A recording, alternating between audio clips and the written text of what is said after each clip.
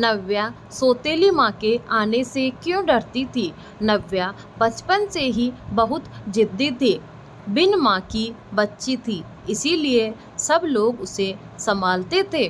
दादी की तो लाडली थी। उसके पापा सचिन की दूसरी शादी करने का प्रयास चालू था, पर यह 7 साल की बच्ची कुछ ना कुछ करके अपने पापा का रिश्ता जोड़ने नहीं देती थी।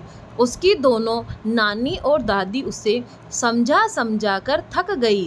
बेटा, सभी सौतेली माँ बुरी नहीं होती, और हम है ना, तुम्हें अगर तकलीफ दी तो हम उस पर चिल्ला देंगे। लेकिन उसके मन में बार बार डर था कि सौतेली माँ उसे तकलीफ देगी, पापा भी उसका ही सुनेंगे और उसकी माँ की आखिरी याद मतलब उसका मंगलसूत्र वह भी उस सौतेली माँ को दे देंगे, ऐसे उसे लगता था। सभी को टेंशन हो रही थी, उसे कैसे समझाए। उसकी माँ मतलब सुनीता एक्सीडेंट में 2 साल पहले इस दुनिया से चली गई। तब से लेकर अब तक उस बच्ची को सभी संभालते थे, पर उसकी यह जिद जरा ज़्यादा ही थी। कैसे बताएं उसे? इसे उसकी दादी ने उनकी ही मौसेरे भाई की लड़की पसंद कर ली थी। उसकी भी शादी होकर तलाक हो गया था और उसे एक लड़का भी था, पर यह बच्ची सुनने को तैयार ही नहीं थी। वह लड़का है, इसका मतलब उसको ही सब प्यार करेंगे, मुझसे नहीं, ऐसा मन में वह बैठाए थी। वह इस शादी को नहीं होने देगी, ऐसी जिद पकड़कर बैठी थी। उसके जिद के आगे सचिन भी नहीं बोल सका। दोनों दादी और नानी काफ़ी चिंतित हो गई। बाद में सुनीता की माँ ने समस्या का समाधान निकाला। सुनीता की एक दोस्त माया, जिसकी उम्र हो चुकी थी, इसीलिए उसकी शादी तय नहीं हो रही थी।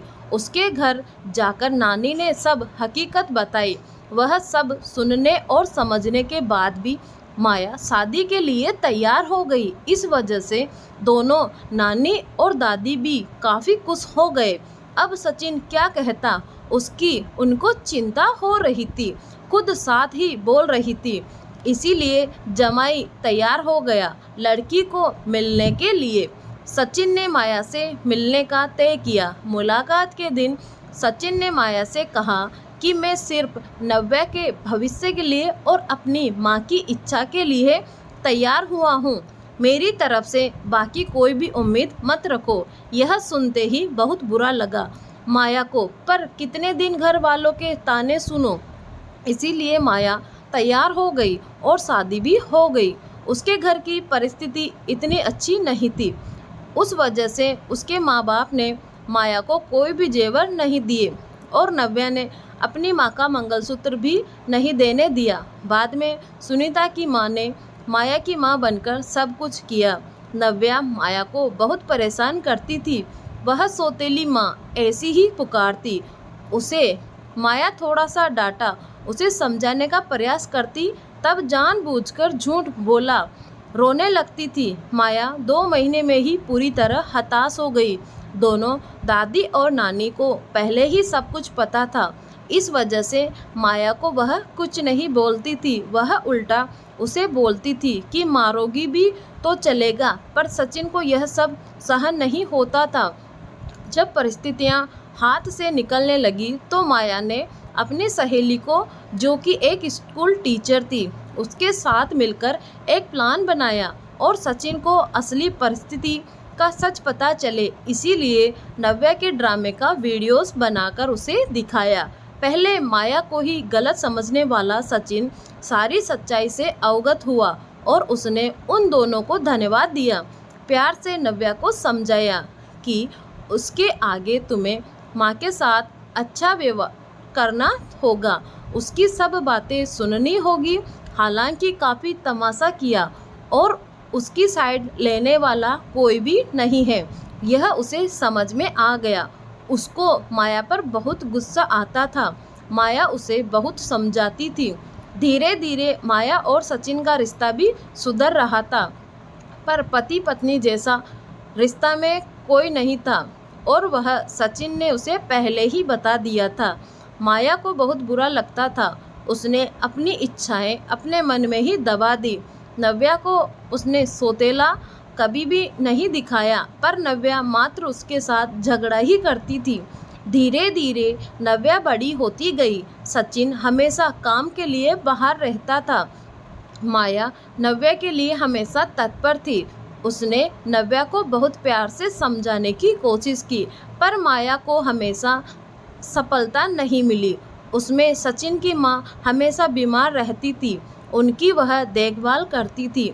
उन्होंने एक बार माया को बुलाकर बताया, मुझे बहुत चिंता होती थी इस नव्या की, पर अभी नहीं होती। तुम हो ना, अभी मेरा कुछ भी हो जाए तो चलेगा, पर तुम्हारे लिए मुझे बहुत बुरा लगता है।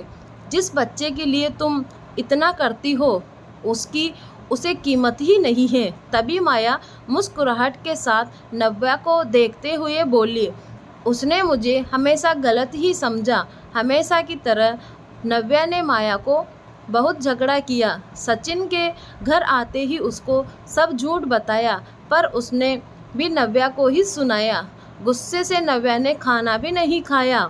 माया ने भी खाना खाया नहीं। नव्या को समझाने के लिए गई तो माया ने कहा, मुझे तुम्हारी माँ की जगह नहीं चाहिए, उसकी आखिरी निशानी मंगलसूत्र भी नहीं चाहिए। मुझे सिर्फ तुम माँ बोलकर पुकार लो। मेरे लिए उससे बड़ा कोई पुरस्कार नहीं होगा।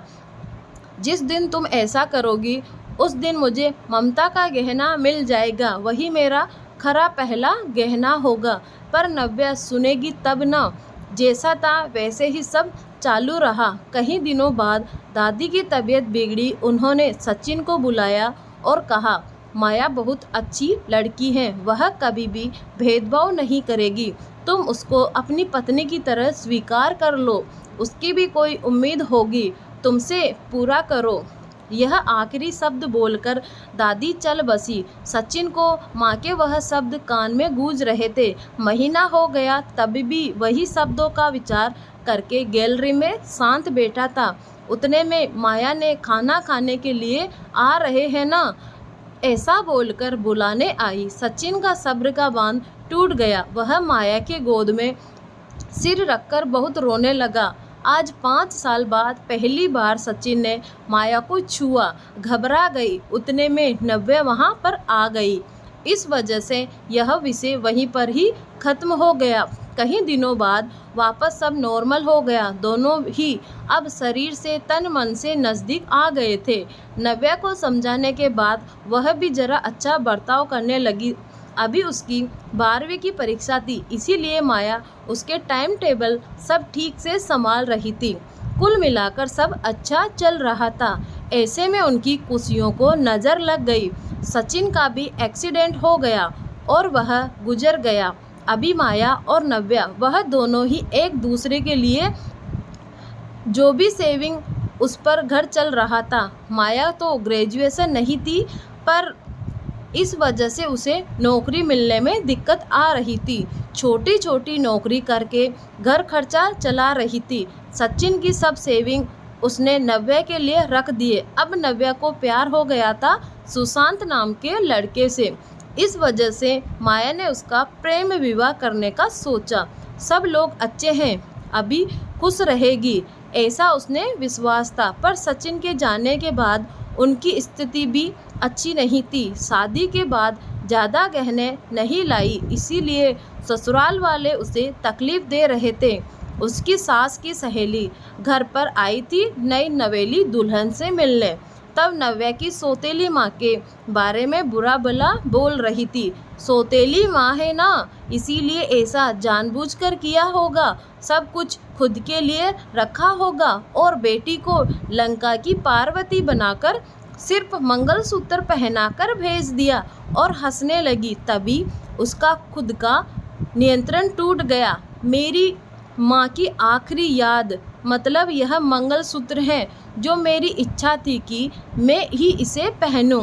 यह मंगलसूत्र मेरी माँ का आशीर्वाद का हाथ है और मेरी माया माँ को बुरा भला बोलने का तुम्हें कोई भी हक नहीं है। आज वह है, इसीलिए मैं हूँ। उन्होंने मुझे अच्छे संस्कार दिए, डिसिप्लिन सिखाया, संयम और बड़ों का सम्मान, यह सब बातें कोई भी उम्मीद ना रखते हुए सिखाया। पापा के जाने के बाद भी उन्होंने कमाए हुए एक पैसा भी खुद पर ना खर्च करते हुए सब पैसे मुझे दिए। कभी भी सौतेलापन उन्होंने मुझे नहीं दिखाया। मेरे लिए उन्होंने खुद का बच्चा तक नहीं होने दिया। पर मुझ पागल को कभी यह समझ में नहीं आया। उन्होंने मुझे सिर्फ और सिर्फ प्यार किया। मुझसे उन्हें एक ही चीज़ चाहिए थी जो मैं कभी नहीं दे पाई। सब औरतें एकदम सोच में पड़ गई कि आखिर यह कौन सा चीज़ चाहिए थी। उन्होंने लोगों से पूछा उन्हें क्या चाहिए था।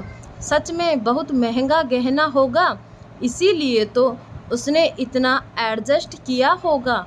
बातचीत थी। तब वहाँ माया आई और औरतें खुसर पुसर करते हुए हंसने लगी।